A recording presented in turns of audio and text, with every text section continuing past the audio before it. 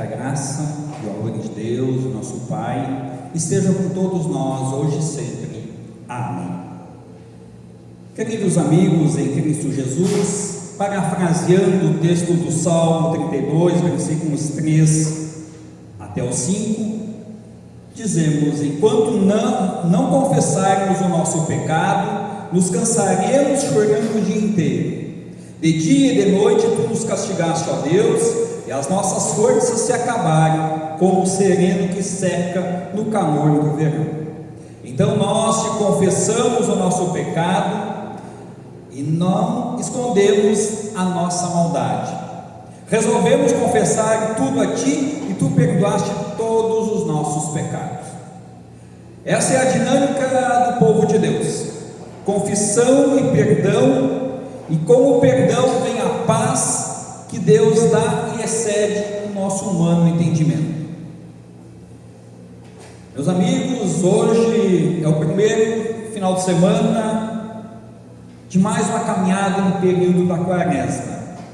E esta caminhada em direção à cruz, quando nós caminhamos com os textos bíblicos, acompanhamos Jesus em direção à cruz, e lá nós vemos quão terrível foi e é o nosso pecado ao ponto de ter assassinado o nosso Senhor e Salvador. A Quaresma, sem dúvida, é um tempo de profunda reflexão, arrependimento e retorno ao Senhor. É tempo de olhar para dentro de nós e reconhecer a nossa realidade diante de Deus. Não dá para ser cristão e filho de Deus se não afogarmos diariamente pelo pedido de perdão o velho homem e nascermos em Cristo para Cristo pelo perdão dos pecados.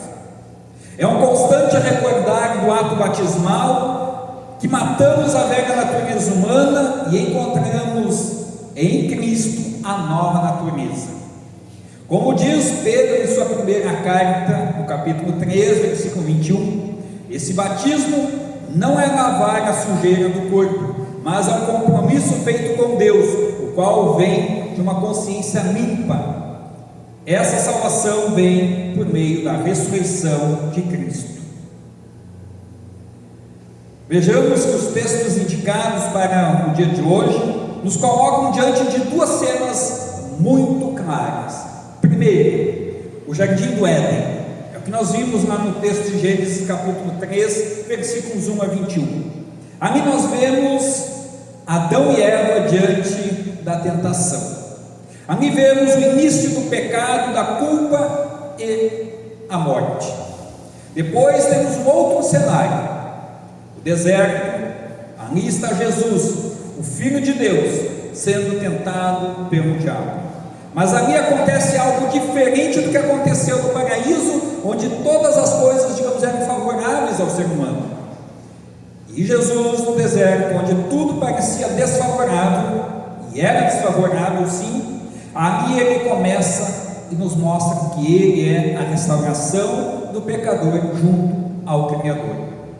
Ali surge o novo Adão, ao qual Paulo se refere em suas cartas mais adiante.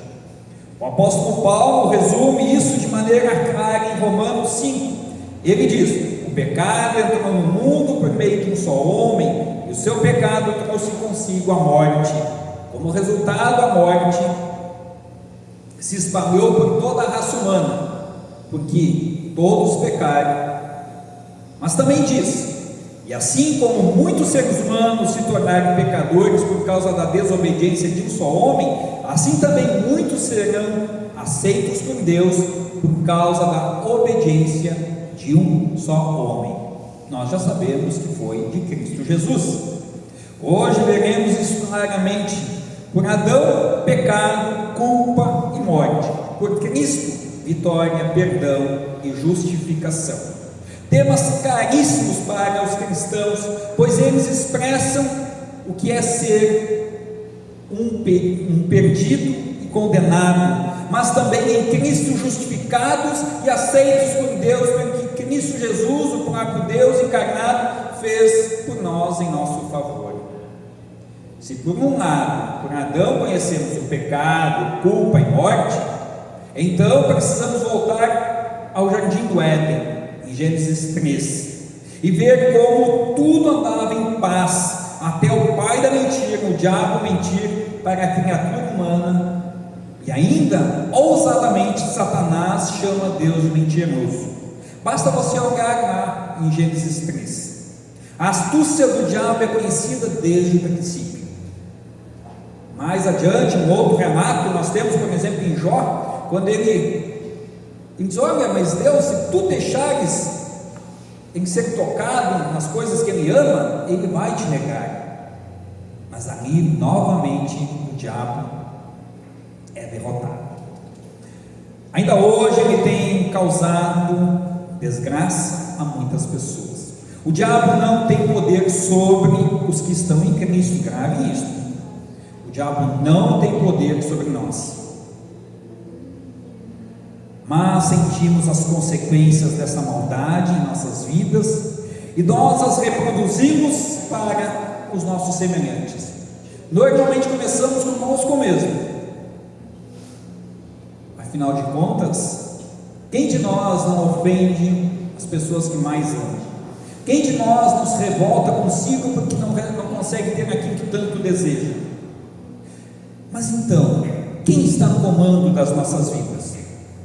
Lutero, certa vez, falando a respeito da liberdade, ele diz que o ser humano ou ele é montado pelo diabo ou ele é montado por Cristo. Nós somos guiados, montados por Cristo, no sentido de que Cristo nos conduz. Somos como cavalos somos montados e levados. O diabo só vai nos levar para a ribanceira, para o lado ruim, enquanto que Cristo nos levará, como diz o Salmo 23, a pastagens verdejantes. Então, logo, quem é o nosso Senhor? Bom, somente é e pode ser Jesus. Deus havia criado tudo perfeito, nós já sabemos disso. O ser humano vivia em comunhão com Deus, não havia medo, não havia vergonha, não havia morte. Sabíamos de tudo isso, mas então veio a tentação. E então, tudo foi por água abaixo. Ou, como se diz no dito popular, a vaca foi para o brejo. A serpente diz a Eva: é verdade que Deus mandou que vocês não comessem as frutas de nenhuma árvore do jardim? A tentação começa com dúvida. O diabo coloca em dúvida a palavra de Deus. Depois ele contradiz, dizendo: vocês não morrerão. Eva tinha dito: não, se nós comermos vamos morrer. E ele diz: não, vocês não morrerão coisa nenhuma. Deus diz isso porque sabe que quando vocês comerem a fruta dessa árvore, os seus olhos se abrirão e vocês serão como Deus, conhecendo o bem e o mal. O pecado não começa com o fruto, começa com desconfiança, começa quando o coração deixa de confiar plenamente em Deus. Tiago dirá em sua carta a respeito desse assunto que, quando alguém for tentado, não diga: esta tentação vem de Deus, pois Deus não pode ser tentado pelo mal e Ele mesmo não tenta ninguém. Mas as pessoas são tentadas quando são atraídas e enganadas por seus próprios maus desejos. Então esses desejos fazem com que o pecado nasça, e o pecado, quando está maduro, produz a morte. É exatamente isso que aconteceu quando o diabo propôs a Eva e ao Adão, que eles então podiam tomar a liberdade de fazer o que bem queriam. E você? Tem feito o que bem quer ou tem buscado em Deus respostas, certeza para tomar as melhores decisões? Todavia, depois da semente da desconfiança vem e germina o desejo, e com ele vem o resultado. Por exemplo, se você plantar qualquer semente na terra, você semeia, as coisas precisam germinar, quando nasce você vê o resultado do seu trabalho. Assim é o resultado do pecado em nós. Primeiro vem a desconfiança, o desejo, a cobiça, e então acontece aquilo que é próprio. O pecado mostra a sua face da forma mais desagradável possível. O escritor de Gênesis escreve: a mulher viu que a árvore era bonita e que as suas frutas eram boas de comer, e ela pensou como seria bom ter entendimento. Então pegou a fruta e comeu. Adão e Eva escolhem desobedecer, e o resultado é imediato. Primeiro vergonha, depois medo, e depois culpa. Eles se escondem. Quando Deus chama Adão, não tem o que responder a não ser dizer: eu ouvi a tua voz quando estavas passeando pelo jardim, fiquei com medo, porque estava nu, por isso me escondi. O pecado quebrou a comunhão com Deus, estilhaçou a perfeição dada por Deus e com Deus. Então, a aliança que Deus havia feito com o ser humano foi quebrada por completo. O apóstolo Paulo explica em Romanos 5: o pecado entra no mundo por meio de um só homem, e o seu pecado trouxe consigo a morte. Como resultado, a morte se espalhou por toda a raça humana, porque todos pecaram. Aqui está a realidade da lei. Nós não somos pecadores apenas porque cometemos pecados. Nós pecamos porque somos pecadores. É inerente a nós. Não tem como ser diferente. Herdamos essa condição de Adão. A isto é dado o nome de herdeiros do pecado original. Temos tudo amarrado em nossas origens, na ação dos nossos pais humanos, Adão e Eva. A culpa não é apenas individual, ela é também herdada, é coletiva. O pecado nos alcança desde o nascimento, antes mesmo de sermos nascidos, já somos pecadores. Tanto é que no Salmo 51, Davi diz: em pecado me concebeu a minha mãe. Ou seja, o salmista Davi tem consciência de que no ventre da nossa mãe nós já somos pecadores. Bem diferente daquilo que nós ouvimos popularmente: mas uma criança não tem pecado, uma criança é inocente. Não tem inocência entre os seres humanos. Todos pecaram e se afastaram da graça e da presença de Deus. O pecado, além de nos alcançar, ele nos afasta de Deus. A regra deixada por Deus foi quebrada. Por isso existe o sofrimento. Por isso existe separação de Deus. A lei nos mostra isso claramente. Somos culpados. Estamos debaixo da consequência do pecado. E o Salmo 32 descreve exatamente o peso dessa culpa. O salmista diz: enquanto não confessei o meu pecado, eu me cansava chorando o dia inteiro. Talvez alguém aqui saiba exatamente o que é isso. Talvez você já tenha passado dias com o coração apertado, com lágrimas que brotam no seu rosto do nada. É o peso muitas vezes da culpa por algo que fez ou que deixou de fazer. Culpa que pesa, que massacra, que parece uma marreta esmiuçando o nosso coração e a nossa alma. Consciência que acusa, medo de Deus. E ainda achamos: Deus não pode me perdoar, afinal de contas o meu pecado é muito grave. Essa é a herança de Adão. Essa é a única herança que o ser humano deixa a outro ser humano: a dor e o sofrimento. Por isso é tão urgente termos o novo nascimento pela água do batismo. E por isso é tão importante reconhecermos que somos justificados em Cristo. Significa dizer que Deus disse: Jesus morreu na cruz para te salvar e agora você é salvo. Ponto. Tá, mas o que eu tenho que fazer? Não, Jesus fez por você. Tá, o que eu tenho que fazer? Jesus fez por você. Aceite que é assim. Parece escandaloso, não é mesmo? Pois nós aprendemos que tudo temos que fazer para garantir a nossa idoneidade. Mas Deus diz assim: eu resolvi a tua situação. Nesse sentido, precisamos entender que Cristo, o novo Adão, que vence onde o primeiro caiu. Agora olhemos para o deserto em Mateus. Ali está Jesus, após o batismo, onde voluntariamente assume nosso lugar. Jesus diz O texto que ele é levado ao deserto logo após ser batizado para ser tentado, ser provado. O diabo usa estratégias semelhantes ao Éden, às do Éden. Primeira tentação: se você é o Filho de Deus, mande que essas pedras virem pão. Literalmente pegou Jesus pelo estômago. Estava com fome, 40 dias no deserto, não é fácil. No Éden, o fruto parecia bom para comer, no deserto o pão parecia necessário, mas Jesus responde: as escrituras sagradas afirmam, o ser humano não vive só de pão, mas vive de tudo que Deus diz.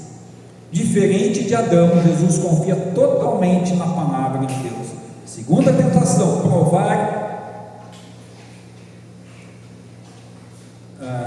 segunda tentação, provar Deus. O diabo tentou novamente, a exemplo do Éden, dizendo que Deus era mentiroso, mas Jesus tem a resposta: não põe à prova o Senhor, seu Deus. Em Gênesis, o diabo convenceu de que não tinha problema, mas Jesus lembra que não dá para negar o Senhor e Criador. A terceira tentação: poder e glória sem cruz. Do tipo, pegue, é seu. Não é isso que os marginais fazem? Vê algo que lhes enche os olhos e não lhes enche o coração de desejo e vão lá pegar o que não é seu? E muitos se dão muito mal por sinal, né? Ou pela polícia, ou até mesmo pelo dono do bem. Assim aconteceu lá no Éden. O diabo diz: pegue as frutas. Como? É saborosa. E o ser humano, cheio de desejo, já convencido de que valia a pena ter todas as riquezas, ter tudo quanto lhe aprazia o coração. Mas Jesus novamente lembra algo muito especial: adore o Senhor seu Deus e sirva somente a Ele.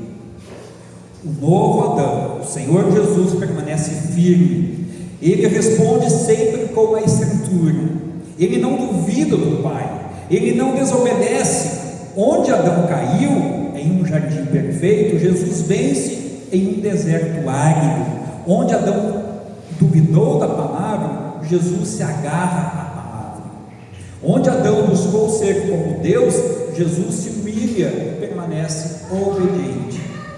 Muitas vezes nós queremos ser como o Adão lá do paraíso, né? Queremos, como se diz, sempre estar por cima, sempre ter o melhor, sempre fazer aquilo que eu quero. Mas com Jesus nós aprendemos que a nossa vida precisa de limites. Precisamos fazer as coisas como devem ser feitas, não como eu quero. E por isso que Paulo diz: assim como muitos se tornaram pecadores por causa da desobediência de um só homem, assim também muitos serão aceitos por Deus por causa da obediência de um só homem. A prova disso é que estamos aqui. Por causa da obediência de Cristo, nós e tantos milhões de pessoas no mundo são servos de Deus por causa daquilo que Jesus fez. Cristo é sim o novo Adão, o novo ser humano, aquele perfeito aos olhos de Deus, que não peca, que não se curva aos desejos da carne. Ele não veio apenas para nos ensinar a resistir à tentação.